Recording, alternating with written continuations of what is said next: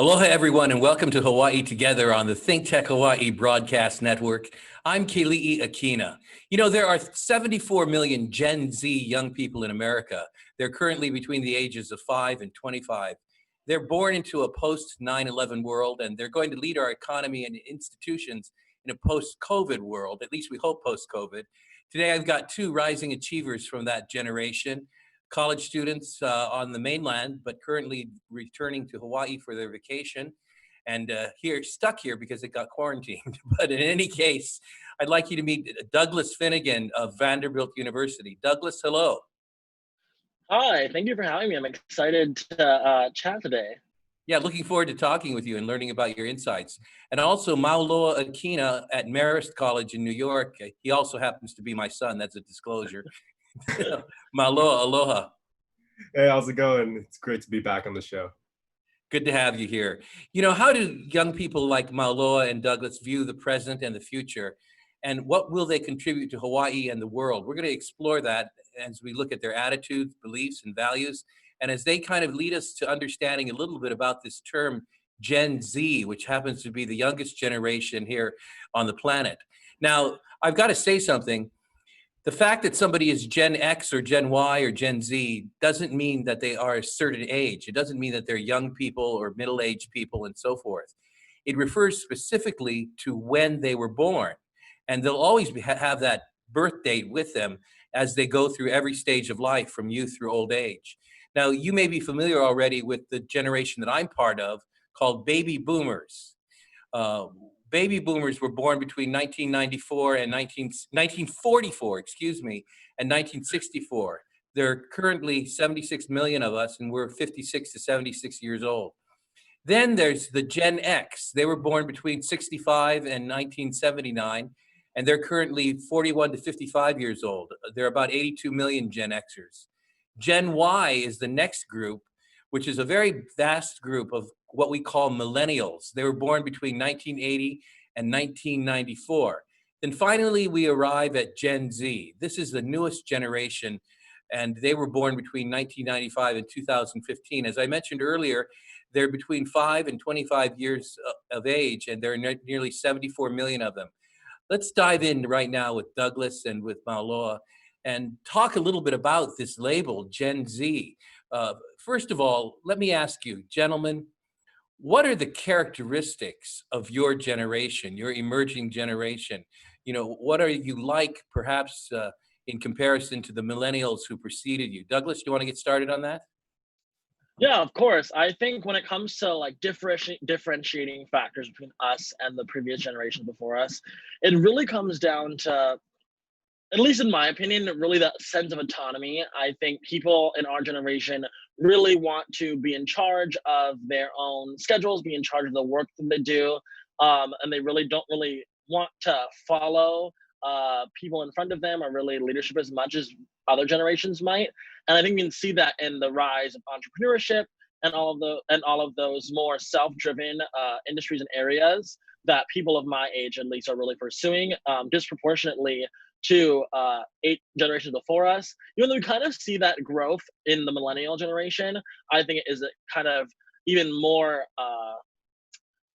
important or even more of a highlighted factor in our generation. Well, that's an interesting word that you use, autonomy. And to those of us in an older generation, it might mean rebelliousness against us. But I don't think that's what you mean by autonomy.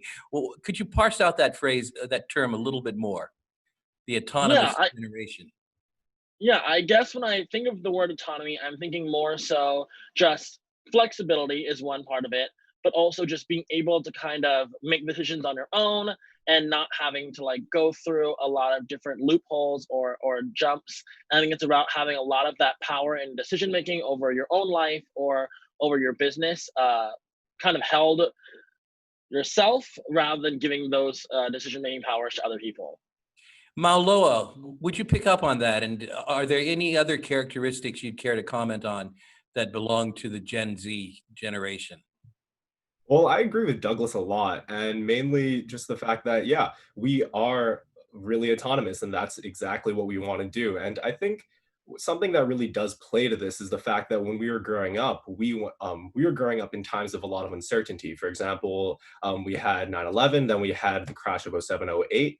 And I think when we saw our parents struggling, we saw the entire economy struggling, that made us realize that we don't want to have to depend on other people in order to be successful in the future.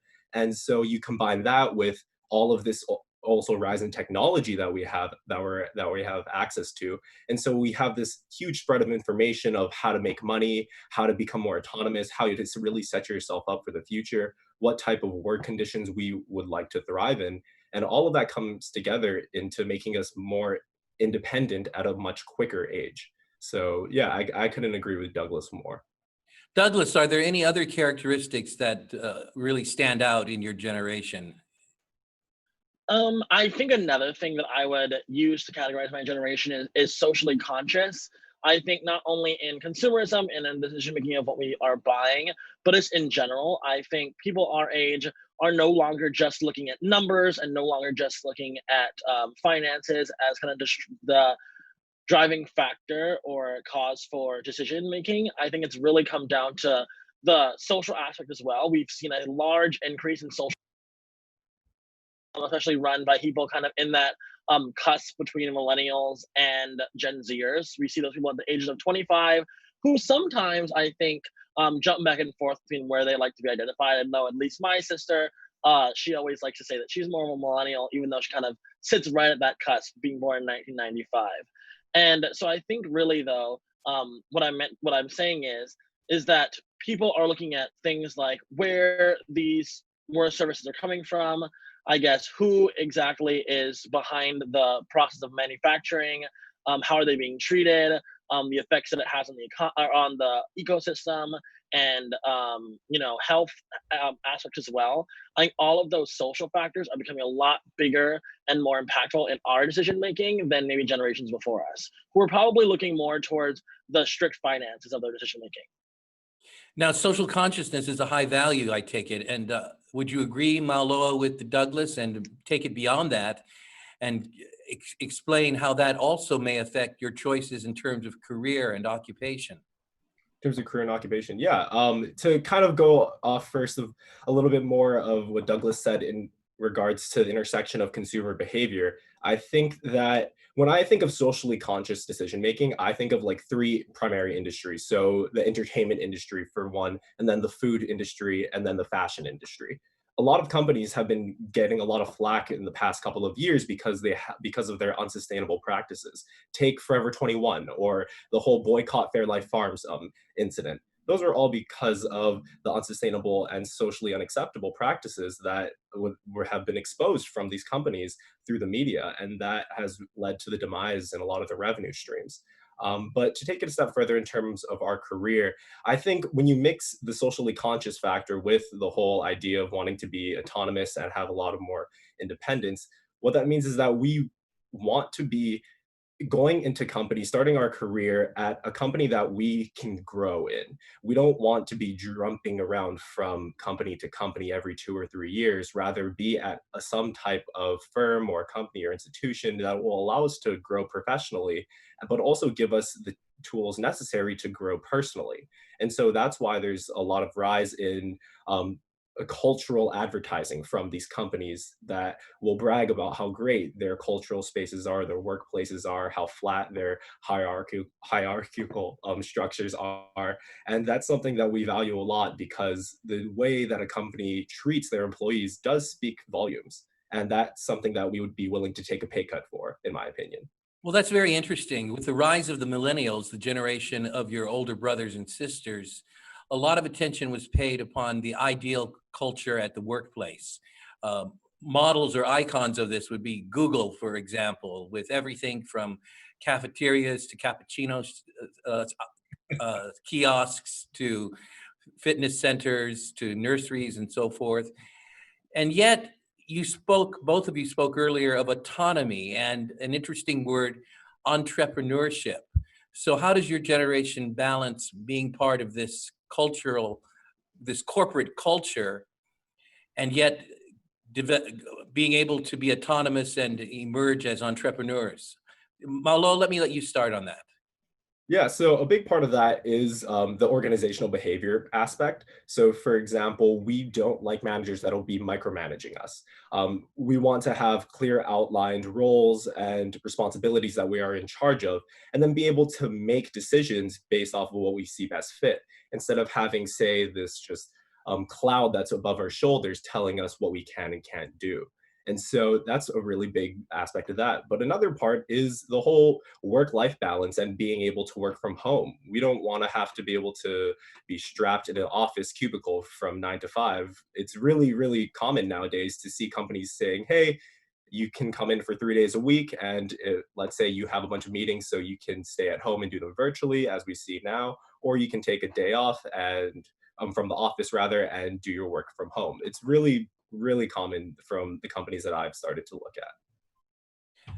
Douglas, let me switch topics for a moment here to the Sounds post-COVID, good. well, to the coronavirus and the post-COVID world, hopefully post-COVID, sooner or later. But how has this pandemic and its impact upon the workplace impacted your generation in terms of its expectations and its attitudes? Yeah, I think that it has definitely had a large impact on my generation because, one, especially people who are recently out of college, it's affecting their jobs and kind of what things that they didn't see as being temporary, maybe it might be more temporary. I know a lot of companies and especially large corporations have been going through whether that be layoffs or whether that be furloughing and having to really figure out ways to cut expenses because of the way the economy is right now, because of the effects of COVID has disproportionately affected certain industries, especially here in Hawaii. We can see that exaggerated because we have such a high dependency on tourism. And I think that the one thing that really affects our generation is the fact that we're now kind of given the option to choose wherever we want to live, regardless of our job. I think one thing that's really interesting is I currently am interning actually at Google, so it's kind of funny that you use it as a reference. And right now I'm working from Hawaii, but doing my job just as if I'd be doing it back in California. That is something I would have never considered 6 months ago. I fully thought that I'd be spending my whole summer in San Francisco. But because of COVID, I have actually been able to do my entire internship here from home in Hawaii. And I think that's super special for two reasons. One, because it's allowing people to kind of find their own ways to balance their work and be a little bit more flexible. Because, for example, sometimes I'll do work later in the day and take a break in the middle of the day, and I've worked it out with my manager where that's acceptable. But that might not have been as easy if I was in the office and was supposed to be in the office for a certain period of time. And then second, I think it's actually something that's really cool to explore as an option for Hawaii is the fact that people no longer will have to sit in a certain office to at least the same extent they did prior to COVID. For example, another company, Facebook, has already released their plan to make at least 50% of their workforce work from home indefinitely with no intent to return even after coronavirus has kind of settled down. And I think that reason why I think it's a really unique opportunity for Hawaii is because I think it's actually a way that we can increase the diversity of our economy by relying on something like a knowledge-based economy where we can kind of allow people who are really interested in areas like finance and financial services to technology that don't necessarily have as big of a presence in Hawaii because these companies are looking towards more remote options. I have a Very lot good. of friends at Google who are like, oh, I wish I was doing my job in Hawaii right now. And I actually have two coworkers who plan on spending a large amount of time in Hawaii here. And I have people at other companies who I've talked to who want to spend a year or a couple of months here in Hawaii and extended periods of time because their job allows it now. And this kind of leads an interesting opportunity for Hawaii to capitalize on this change in the way that we approach work Very and be good. able to, sorry, I guess. I'm going to cut you off there for just a moment Yeah, real for sure. quickly. Thank you. That's great stuff. We've got about a minute left before the break. And so I'd like to ask Mauloa if he has any other perspectives on how the coronavirus has impacted your attitudes and your outlook on life as a generation.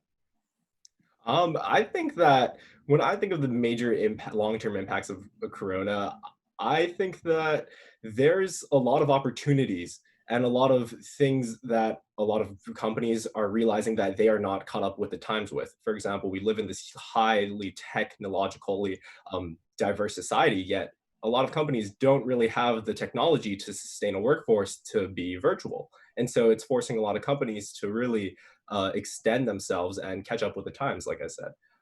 But secondly, I just think other industries in the market are also going to be very, very impacted, such as the retail industry with the rise of e-commerce, and so on and so forth. So it's going to be really interesting to see if things go back to where they are, or it's going to be even more interesting to see how innovative some of these companies can be with their new future workforces. Thank you very much. We're going to take a quick break now, and then we'll be back in this fascinating conversation with two exemplars of the Gen Z generation. I'm Keli'i Akina on ThinkTech Hawaii's Hawaii Together. Don't go away. We'll be right back. Aloha.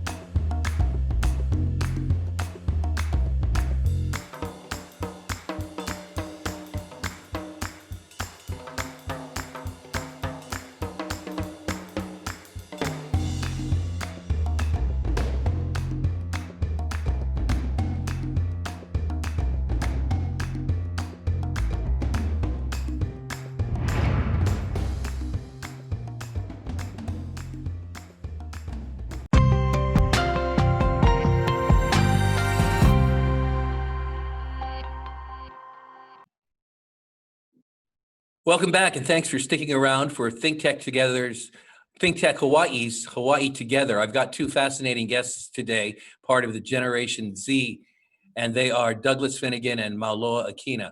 Mauloa, let me ask you this question.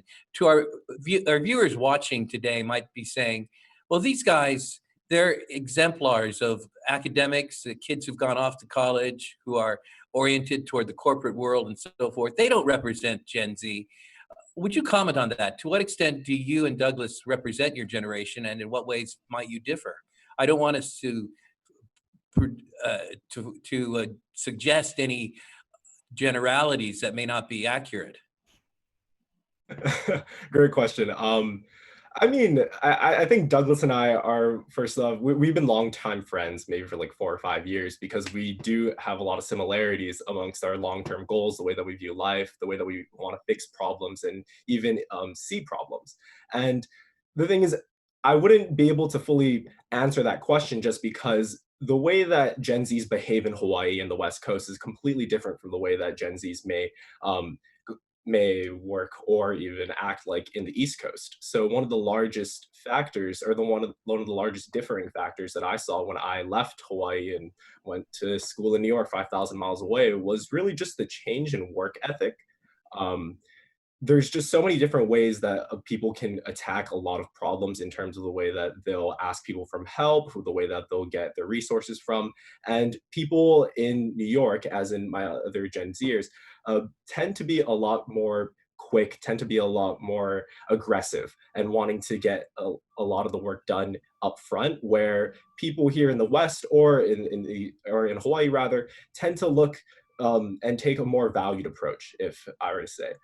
They want to get the most amount of resources that they can to make decisions based off of a variety of factors. And I think one of the great things about Douglas and I is that we do both. We like to combine both of these different methodologies to really solve a lot of these problems, and even in our own work and educational lives.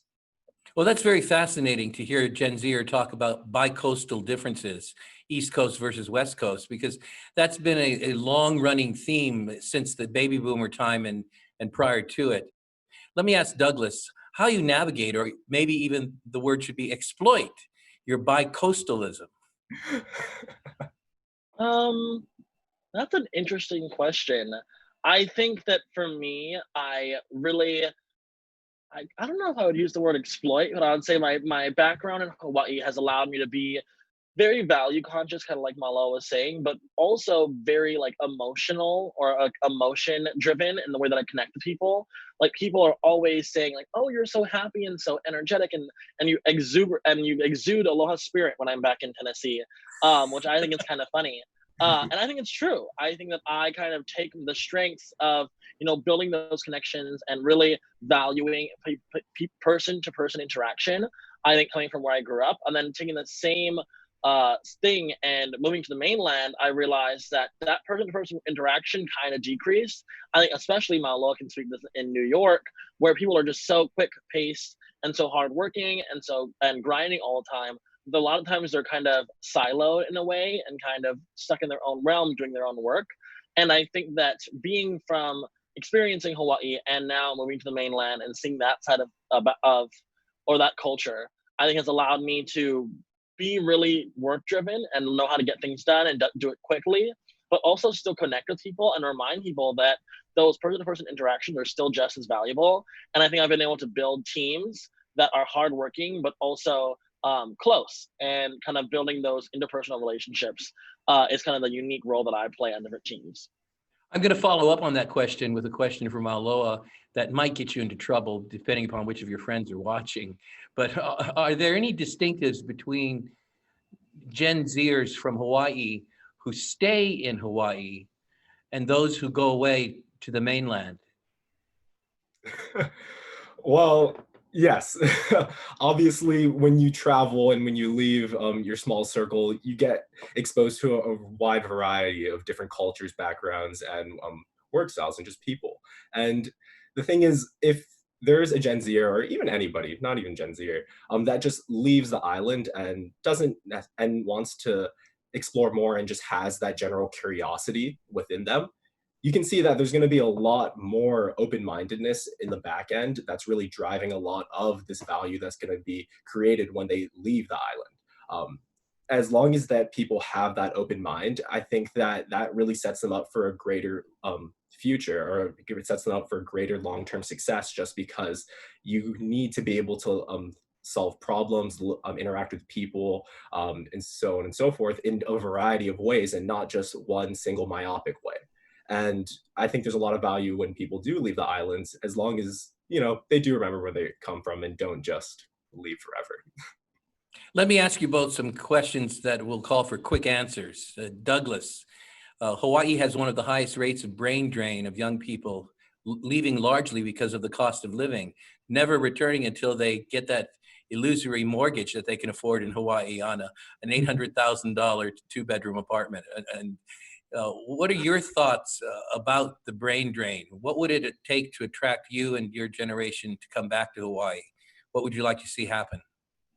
Yeah, I think brain drain is definitely real and something that's a big problem here in Hawaii. I would say, kind of going back to my previous answer, but I think a lot of that comes from the diversification of our economy and job market. Because at least for me, the reason why I'm not coming home immediately isn't because of the high property prices, but actually because the things that I'm interested in, for example, tech, just don't exist to the extent at which I want to pursue them right now in Hawaii. But like, if given the opportunity to again work for Google and come back and live in Hawaii, I totally would. And I think like capitalizing on that is very important to reduce this problem.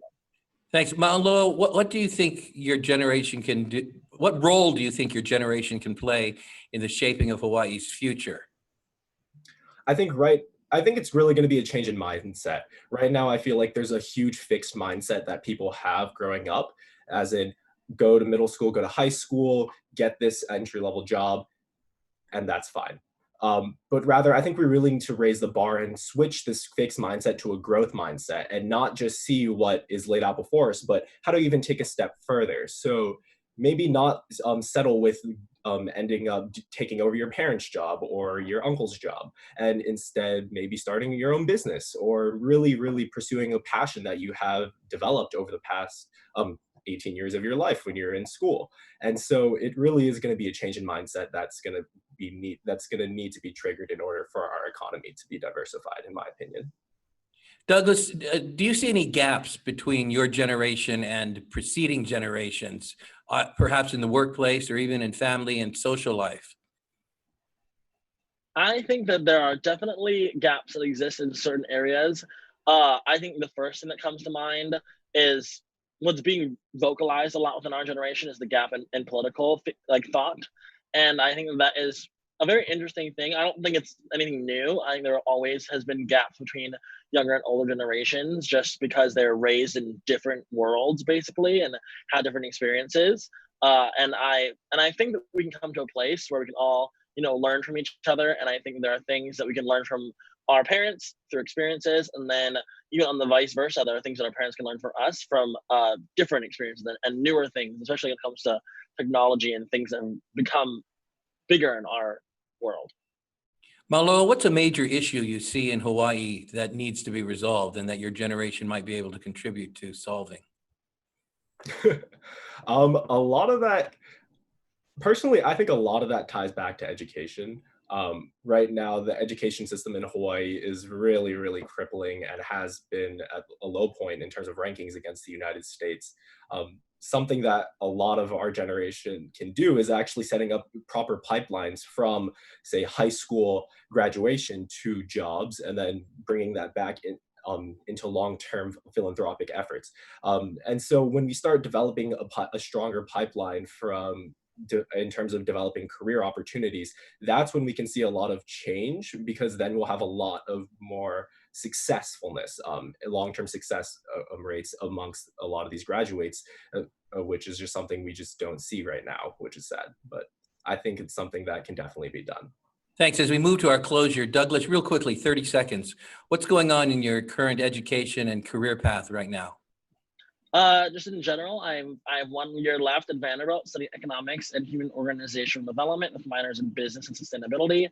I am completing my internship at Google, and then after I graduate, I have no idea what I want to do yet. It's very possible I'll go back to Google. It's very possible I won't. Very good. Mauloa, how about you? So I have 2 years left at Marist College, where I study business administration with a concentration in finance as well as a minor in economics. Right now, I am getting ready for the recruiting season in banking. Hopefully, I'll be going into either an asset management role or an investment banking role. There's going to be a lot of change happening for me within these next couple of months. A lot of big decisions need to be made, but I think it's going to be great. Great talking with both of you, Douglas Finnegan and Mauloa Akina. Thank you both for being on the program today. Appreciate your insights. Everybody, what a great program this was. Listening to GenZers, learning a little bit more about the way they think, and knowing in a sense now, after having talked with a couple, that I think our world is in good hands. I'm Keli'i Akina on ThinkTech Hawaii's Hawaii Together. Until next time, aloha.